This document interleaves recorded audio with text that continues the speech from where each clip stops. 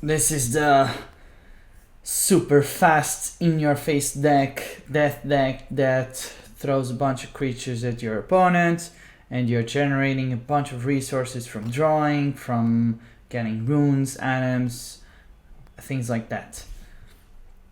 Typically, I have a full board and a full hand. The only downside to this deck is early game board clear. So if they have, like, for example, if they are running a death deck and they have dust to dust, that kind of screws up the whole strategy. For Magic, they do have the ability to do some board clears for like 4 mana, and that would also screw it up. But the main board clear starts at 5 mana, so we can get some ball rolling before that. But if you're going against nature, if you're going against war, if you're going against deception, they only have like Rapture Dance at 6 mana, so let's go.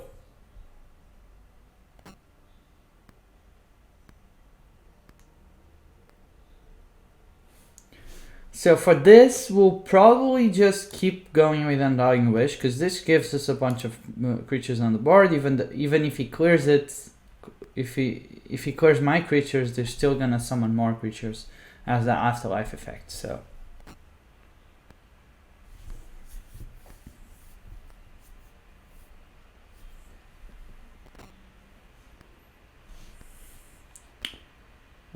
we're definitely gonna try and get another Viking with this. Nope. Another Viking with this. Do we get? Oh, that's good.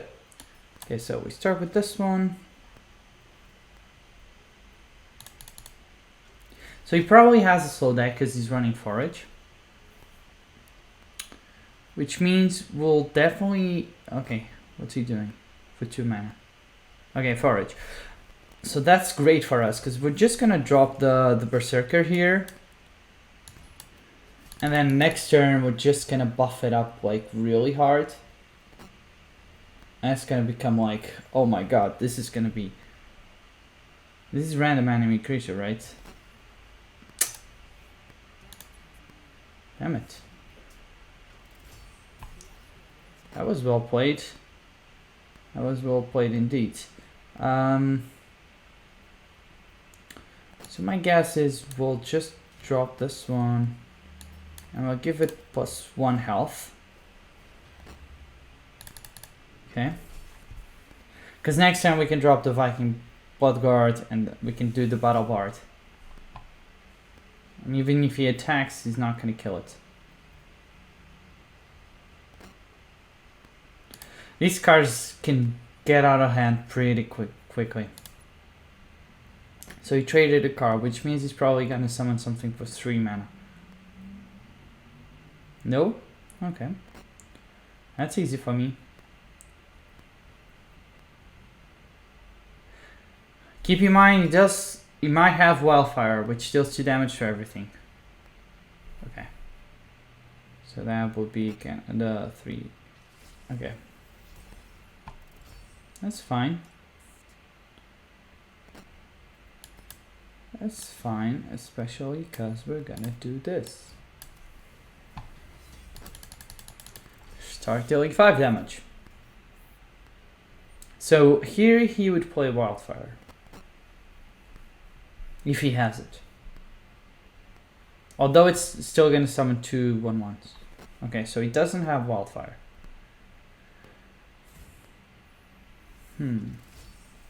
Interesting. Let's make them suffer. Okay, so we're definitely gonna do...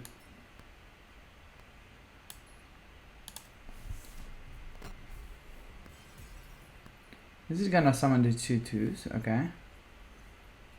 And I'm gonna do... I'm gonna do this. Because this way he cannot trade against... He cannot go to these guys, and I can trade the 1/1 next turn. Perfect. See, now I can trade the 5 attack to this one. What's he gonna do for 5 mana? Is it the Wildfire finally. Okay, it's not the wildfire. Good. So that means we have a bunch of stuff we can do next turn. Perfect. Okay.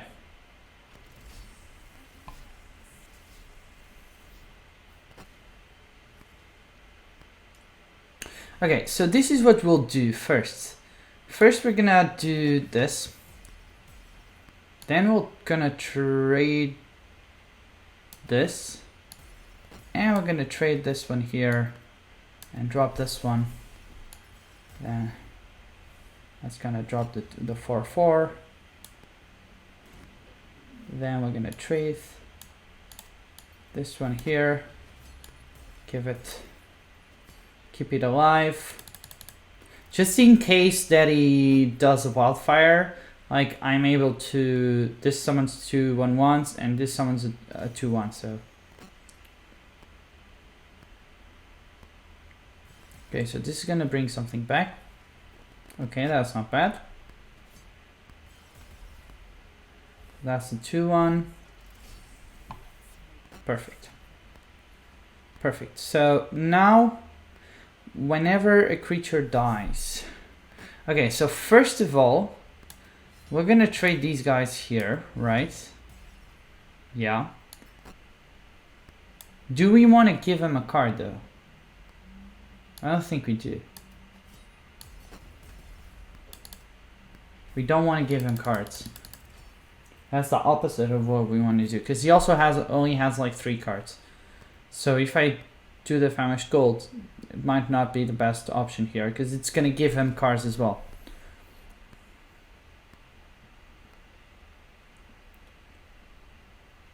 Okay. This is the bug, it's going to keep doing this for a couple seconds until he goes to... Okay. Okay, so we do have... Oh, perfect. This is better. Ah, this is much better. Okay. Victory. It would be win either way, because after the Hollow Pillager, he wouldn't have a chance. I was gonna get runes, anims, everything in my hand. Okay, Undying Wish. It's the same guy. We're going up. Too easy, man. Too easy. We're gonna go up against someone that's too easy. Okay. We're definitely gonna throw these guys out, right?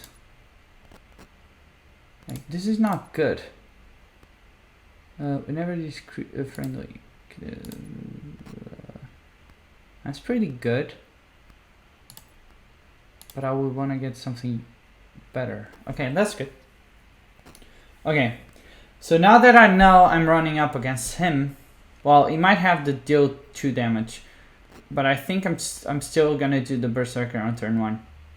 Yeah, because then on turn 2 I'll do Undying Wish. Like, if he doesn't kill the Berserker, then the next turn I'm doing Viking Bloodguard. It's gonna get +2 damage. So he's gonna do Forge. No? Okay. Okay, so he knows he's going up against me. Which means this is gonna go out. So now he's probably doing Forage. That's my guess. Okay. Which means it's turn for the Foolhardy. Okay. So next turn we're doing Viking Bloodguard. Or we could do Hollow Pillager, but I'd rather just save this for when we have like a big board, and then we can trade it against a bunch of these creatures, and I'm drawing a bunch of cards. Okay, so that's not good. That's not good.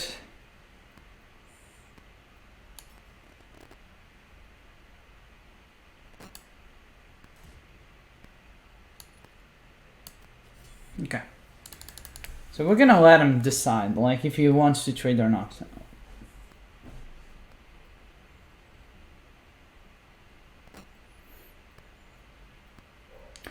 Oh, another thing, we can turn one of the 1/1s into a 6/6, and that's pretty good.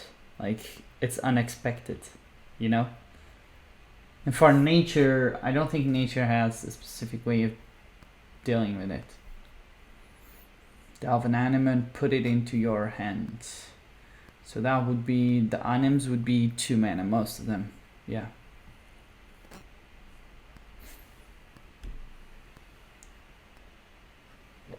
Is he gonna trade here? Because if he's not, I'm probably just gonna do whole. Oh my god!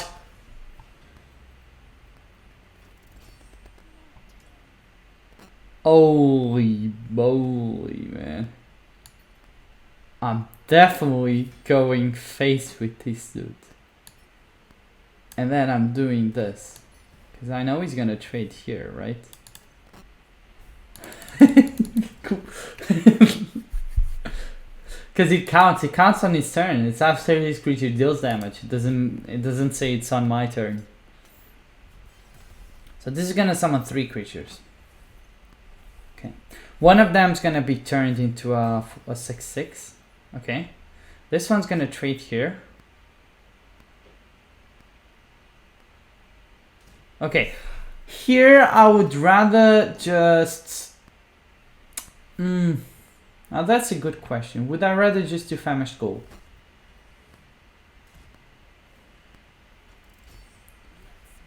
Okay, so we're pretty much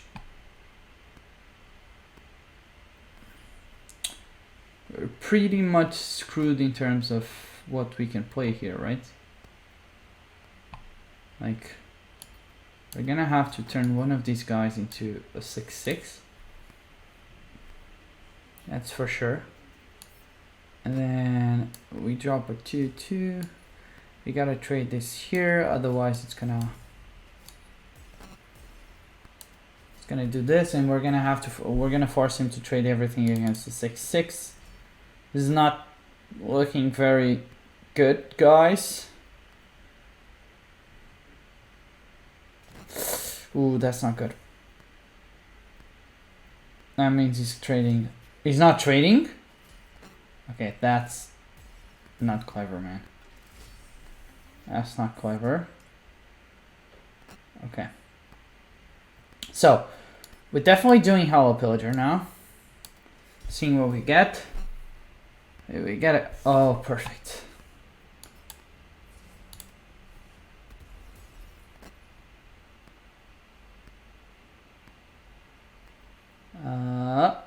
And we're keeping this, right? Yeah.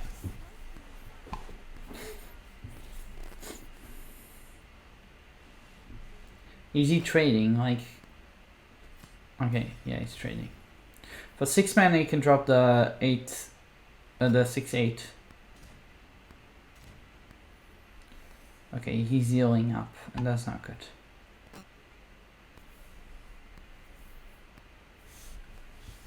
Okay.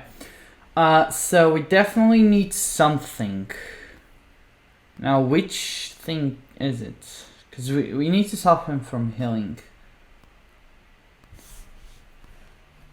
But then he's gonna trade against this guy. Well, it's gonna take one extra damage for him to deal with it. Let's see what we get. It's the bug again, man.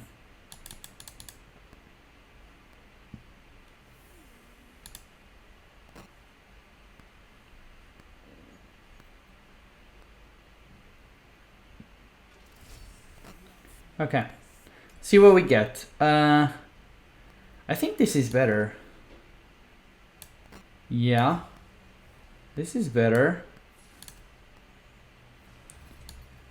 Because now we made it a 4/7 frontline.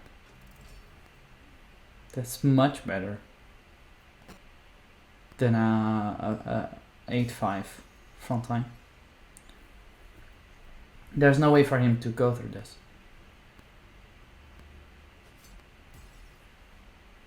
Perfect. Perfect, perfect, perfect. Okay, so we're definitely gonna go face with this. And then we're gonna do this. And we're gonna do this. And we're gonna do this. This is gonna summon another one. Get that, and then we're gonna put this one on. And yeah, because this one's gonna go to 5 damage, so it's lethal next turn. He has to deal with this and this.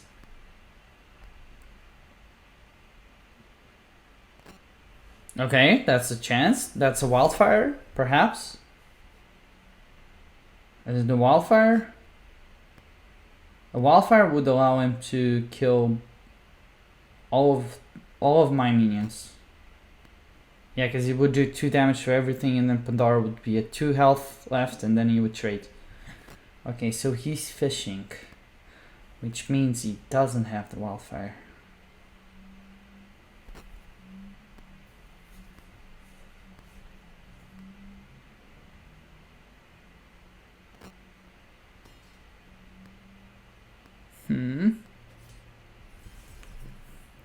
I still win, my friend.